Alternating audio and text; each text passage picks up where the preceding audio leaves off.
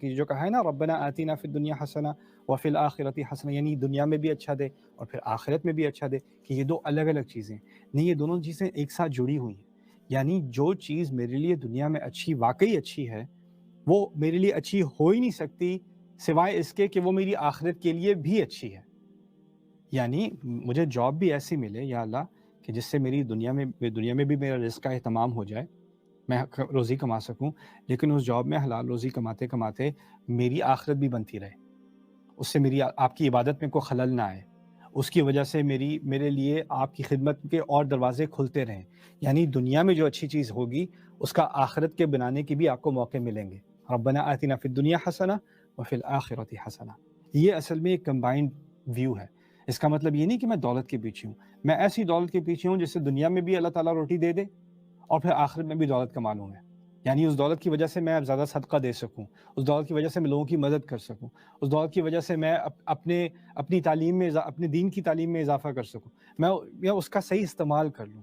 اسی طرح اگر مجھے ایبیلٹی دی ہے، مجھے ٹیلنٹ دیا ہے، مجھے صحت دی ہے، مجھے توانائی دی ہے، جو بھی کچھ مجھے دیا ہے، جو مجھے دنیا میں واقعی کچھ اچھا اس سے لگ رہا ہے، اب میں سوچوں جو چیز مجھے اچھائی دے رہی ہے دنیا میں، اس سے میں آخرت کی اچھائی کیسے تیار کروں۔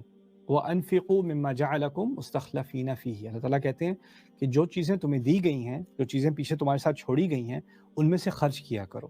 یہاں ہم اللہ تعالیٰ سے دعا مانگ رہے ہیں کہ ہمیں دنیا میں اچھی چیزیں دے، واقعی دے، اور وہ ایسی چیزیں دے کہ ہماری ذہنیت رہے کہ اس اچھائی کے ذریعے سے ہم اپنی آخرت کی تیاری کر رہے ہیں۔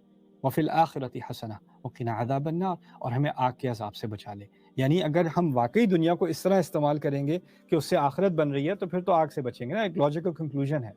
پچھلی دعا میں کیا تھا؟ یا اللہ دنیا سنوار دے، بس دنیا کے مسئلے حل کر دے، ربنا آتنا فی الدنیا حسنہ۔ اس کا تو آخرت سے کوئی تعلق ہی نہیں ہے، آخرت کوئی الگ چیز نہیں ہے، یہ ہماری دنیا کے ساتھ جڑی ہوئی ہے۔ اور یہ اتنا خوبصورت دین ہے کہ اگر انسان حلال کمائی کما رہا ہے تو اصل میں آخرت بھی کما رہا ہے اسی وقت۔ اگر شادی کے ذریعے سے اپنی خواہشات پوری کر رہا ہے تو شادی کرنے میں بھی اس کو عبادت ہے۔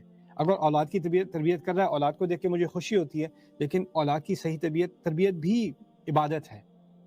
تو ہر چیز عبادت بن جاتی ہے۔ آپ جاب پہ ڈرائیو کرتے ہوئے جا رہے ہیں، محنت کر رہے ہیں، اور اس محنت کی وجہ سے آپ اپنی فیملی کو پرووائڈ کر رہے ہیں، تو آپ ٹریفک میں پھنسے ہوئے، وہ ٹریفک میں پھنسا ہونا آپ کے لیے عبادت بن گئی۔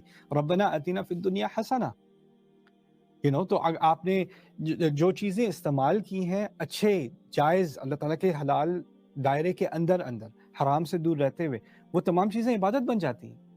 البسمۃ فی وجہ اخیک صدقہ، رسول صلی اللہ علیہ وسلم کیوں کہتے ہیں کہ اگر آپ کسی کو اپنے بھائی کو دیکھیں اور مسکرائیں تو وہ بھی صدقہ ہے۔ یہ کیسا صدقہ ہے؟ اس میں نے کیا خرچ کیا ہے؟ لیکن آپ کسی کو دوست سے مل کے آپ کو خوشی ہوتی ہے، لیکن آپ اچھائی اور خوشی پھیلا رہے ہیں، وہ بھی دنیا میں حسنہ اور آخرت میں بھی حسنہ۔ کتنا پیارا دین ہے ہمارا۔ یہ کانسیپٹ اور مذہبوں میں ہے کہ ہمیں کچھ دنیا میں سیکریفائس کرنا پڑے گا، بہت بڑی قربانی دینی پڑے گی، اپنے آپ کو اداسی میں ڈالنا پڑے گا، مشکلوں میں ڈالنا پڑے گا، پھر جا کے کہیں اللہ خوش ہوگا۔ نہیں، آپ حج کے موقع پر آ کر کہہ رہے ہیں، اللہ تعالیٰ سے کہہ رہے ہیں ربنا آتنا فی الدنیا حسنہ وفی الآخرۃ حسنہ وقنا عذاب النار۔